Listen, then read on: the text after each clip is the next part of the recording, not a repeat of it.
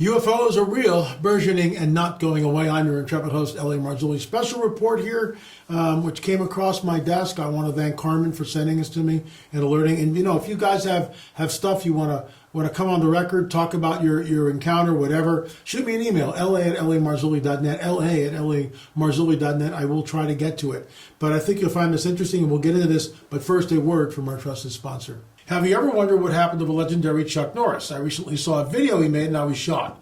The man is in his 80s and still kicking butt and working out and staying active. So here's a true story. We lost a house in 2018 and we moved over to Thousand Oaks down in the valley.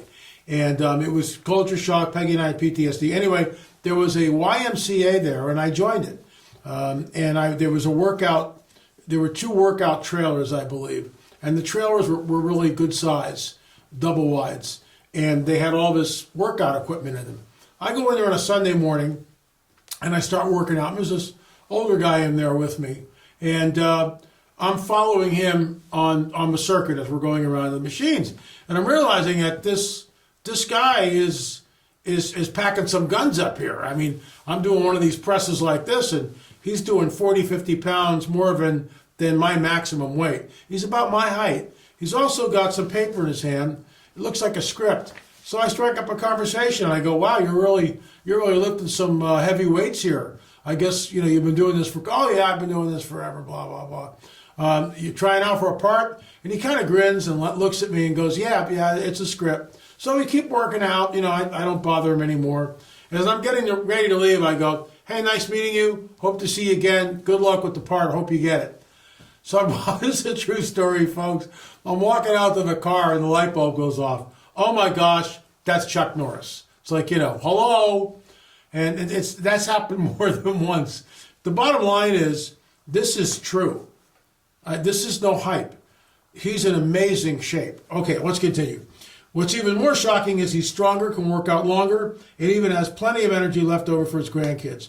He did this by just making one change. He says he still feels like he's in his 50s. His wife even started doing this one thing too, and she never felt better. She says she feels 10 years younger. Her body looks leaner, and she has energy all day. Chuck made a special video that explains everything. Make sure you watch it by going to chuckdefense.com/LA or by clicking on the link below this video. It will change the way you think about your health. Once again, that's chuckdefense.com/LA. Click on the link in the description below to watch the video now. You won't believe how simple it is. Just a reminder, the legendary Chuck Norris is a whopping 84 years old and yet has more energy than I do. He discovered he could create dramatic changes to his health simply by focusing on 3 things that sabotage our body as we age. Folks, check this out. Please go to the description box below, chuckdefense.com/LA, www.chuckdefense.com/LA. So I'm going to roll this, and of course I will be stopping it from time to time and commenting on it. Check this out. A former Israeli space official says he has proof. He's claiming that there is a, quote, Galactic Federation stop it out. He also explains that President Trump both knows about them and was on the verge of disclosing their existence, only to be persuaded not to by the Federation in order to avoid mass hysteria and panic here on Earth. Apparently, humanity just still has a long way to grow before we can understand the gravity of their presence. This in addition to the claims of a Galactic Federation, which, interestingly enough, echoes statements made in 2005 by former Canadian Defense Minister Paul Hellyer about visits by extraterrestrials to Earth as well. Okay, let me just stop right there. First of all, they're talking about the Galactic Federation. The Galactic Federation I have heard about literally for decades. Blossom Goodchild, with all due respect to her, she channels an entity from the Galactic Federation. I want to read something to you, and this is from our track. And most of you, I've read it before, but I need to do it again because we have people that come here all the time, and new people. That's why we have 225,000 subscribers. And again, if you're here new, I'm doing everything from a biblical prophetic perspective. That's my worldview. I'm a frank supernaturalist. I have 30 films, and I've hosted all 30, but some of them were done with my former business partner, Richard Shaw, who passed away, and a lot of these, the 10 UFOs set by my new business partner, Gil Zimmerman. I want to thank Gil for coming alongside of me and helping make the films better. But I digress as usual. But I am a frank supernaturalist. I believe that the UFO phenomenon is real, burgeoning, not going away. So this is from our little track. You can get these. Peggy puts them in every purchase. If you buy a book or DVD, you get 3 or 4 of them. If you want like 50 to hang out, that's great. But let me just get this, okay? In our generation, over the course of many decades, there were thousands of extraterrestrial alleged contactees that have received messages, supposedly from beings not of this earth, that incredibly speak about future events. One example, I have the book. It's by Barbara Marciniak, Bringers of the Dawn. And this is what she said. And remember, this is channeled information. She's getting this information from off-world entities. But are they really from the Pleiades? Are they part of this so-called Galactic Federation? Or are they messengers of deception? I'm quoting Jacques Vallée here. I, of course, hold to the latter. We are the Pleiadians. Humanity is learning a great lesson at this time. The lesson is, of course, to realize your godhood. If human beings did not change, if they did not make the shift in values and realize that without Earth they could not be here, then Earth, in its love for its own initiation, is reaching for a higher frequency, will bring about a cleansing that will balance it once again. 2 things right off the bat. We are not God. I will never be God. We are too. God is there, El Shaddai, the Most High God. I'm never going to be God. I don't want to be God. I really don't. I just want to be in my glorified body someday. That's what I'm waiting for. No flesh, no sin, no death. No flesh, no sin, no death, no sting. Hail to the King, hail to the King, hail to the King. He's the King. I'll never be the king. I don't want to be the king, okay? Somebody tried doing that thousands of years ago, maybe millions of years ago. We don't know how far back. The rebellion of the dragon. Oh, I know some of you are holding your head. Oh, my gosh, LA, young earth. Oh, just take a deep breath, all right? You don't know what I don't know. But I believe it's much older, that the rebellion just didn't happen when the dragon's created. And he somehow convinces a third of the host of heaven to follow him. I'm not buying that for a minute. This thing, the rebellion took place. We already know what happens when that happens, and we're not going there, okay? No more rebellion. That's why the dragon and his cohorts eventually get chained, and good riddance. That's all I can say. But get this. Guess what they say. This channeled information and how does Barbara know whether this information is coming from someone who's benevolent or malevolent? She doesn't know. And I'd love to talk to her. She's more than welcome to come on the show and talk about why she believes this. With all due respect, I don't. I take another position. We're not going to disparage her. She can believe what she wants to believe. But I'm saying, warning to you, Barbara, if you're watching this, maybe these aren't the friendly little UFO Pleiadians that you think they are. Maybe they are, as Jacques Vallée would say, messengers of deception. What I find interesting, and this is years ago, this book was published, they're talking about the rapture that our book talks about. And Darby didn't invent it, folks. If I hear this one more time, I'm going to scream. Darby did not invent the rapture, because it's written in our book, and it says this: "For the Lord himself will descend from heaven with a shout, with the voice of the archangel, and the trump of God. The dead in Christ will rise first, and then we who are alive and remain will be caught up," harpazo. We will be caught up together with them in the clouds to meet the Lord in the air. And forevermore we'll be with the Lord.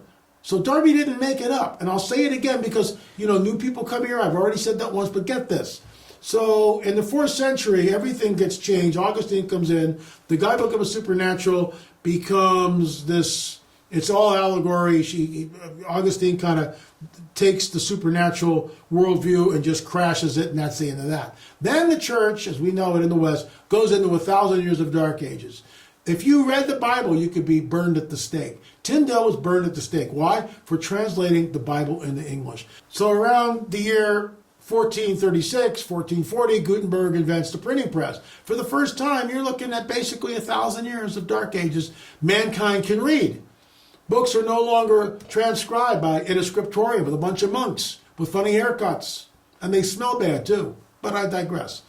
So the Bible, for the first time, can be printed en masse and given to the common people.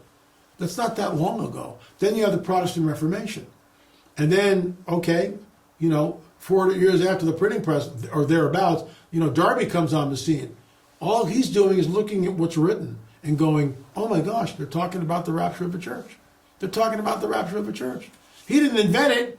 He just had access to the scripture. I didn't invent Genesis 3:15. I was taught that by my elder brother Gary Stearman. I didn't invent Genesis 6 and the Nephilim, but the Sethite theory was invented around the 3rd and 4th century. All the Jews knew about, the Nephilim, the combination of fallen angels marrying human women and creating a hybrid being known as the Nephilim. There's that skull behind me. I think it's a Nephilim skull found in Peru. I do not think that's the result of cranial deformation, cranial headboarding, but I digress as usual. So here's the deal, folks. Genesis 6, Genesis 3:15. For the first time, we've got the Bible. I can study the Bible. Just think about this. They didn't have concordances. Just think about this. You go back 500-600 years, that stuff didn't exist. Now it does. And we've got the internet. Click. I don't even have to buy the book. I can just go one click, and I can find out any word in Greek or Hebrew that I want to check out. That's amazing. That's amazing. In fact, when I first started studying the Bible, I had my Strong's Concordance, and I would turn the pages and that whole deal. Now, it's just a click away. There's no excuse for not knowing anything. Okay, so listen to this. I heard this 50 years ago, 5 decades ago. There is a potential for many people to leave the planet in an afternoon. The people who leave the planet during a time of Earth changes do not fit here any longer, and they are stopping the harmony of the Earth. That explains away the rapture. We don't fit here. We don't. Many Christian fundamentalists, like myself, we don't fit here any longer. We look at the world around us and we go, what is going on? Father, bring us home. Okay, let's get back into this. And again, aliens exist according to ex-Israeli space chief. Shocking statements, but extraordinary claims require extraordinary proof. In an interview with an Israeli newspaper, he said, the aliens have been waiting until today for humanity to develop and reach a stage where we will understand in general what space and spaceships are. After 30 years at the helm of the Israeli space security program, and after receiving 3 Israeli security awards, retired Israeli general and respected professor Chaim Eshed is now unveiling that yes, there are aliens among us. Yes, Israel has made contact with them, and no, humanity is not ready for them. Let me just stop right there. Why is this guy leaking this information out? Why is he broadcasting it? He's jeopardizing himself, right? But there it is. I mean, how many whistleblowers do we need before we realize that we are looking at the rungs of disclosure? This whole story may be another rung on the ladder of disclosure. It's not in the book, but on our website, rungsofdisclosure.com, you can get updates. All the footnotes are there. All the UFO reports that I do are there. So I may have to write something about this, and I think it's another rung. And there we go. So let's continue. Also, before you start doubting his words, the 87-year-old Eshed was clear in his recent interview with the Yediot Ahronot News that he's not talking about immigration, but rather about a Galactic Federation complete with an underground base on Mars. Running an underground Mars base with the U.S. in a secret pact. He went on to say that the aliens will not reveal themselves until humanity can reach a point where they fully understand space, spaceships. This former space official also claims that President Trump knows about the alien existence, but was asked not to say anything to avoid the mass hysteria. Relax. Okay, let me just stop here. What we're looking at, in my opinion, is another rung of disclosure, like I just said before that last little clip. We're not ready. I get that. Is it possible that when some sort of a nuclear event happens on this planet, then so-called the Pleiadians or the Galactic Federation or whatever you want to call them, they are not our friendly space brothers. They are interdimensional entities. And I've said this over and over and over again. They are interdimensional entities that have a very nefarious agenda. Very nefarious agenda. Let me say this. Why kidnap a 5-year-old boy against his parent wishes? Any of you out there think that that's a good thing? Why abduct people and impregnate them? Why take sperm from men and ovum from women? Why? Brett Baer, it's one of the rungs on the ladder of disclosure in the book. We also have a whole film on abductions. But one of the rungs on disclosure, it's where Brett Baer basically says, it's the 12th rung, Fox Nation show, alien abductions. And it talks about abductions, people being taken, which is just unbelievable. I'm sorry, it's this, the 7th rung is with Brett Baer. The 12th rung, or the 11th, yeah, the 12th rung that's with Abby Hornacek, her show on alien abductions. That was another rung. But way back here, the 7th rung, alien abduction, that is the Brett Baer, who runs this bizarre story where some women who were taken aboard UFOs find themselves pregnant. We have a whole film on this. Anyway, folks, the Christmas store, there it is, UFO 10-box set. Get them while they're hot. According to my publisher, Charisma, they can't keep the book in stock, Rungs of Disclosure. It's flying off the shelves. I want to thank you for your patronage. I want to thank you for believing in what we do here. I am a sinner saved by grace. I'm no one special. The Lord has raised me up into this position for a time such as this.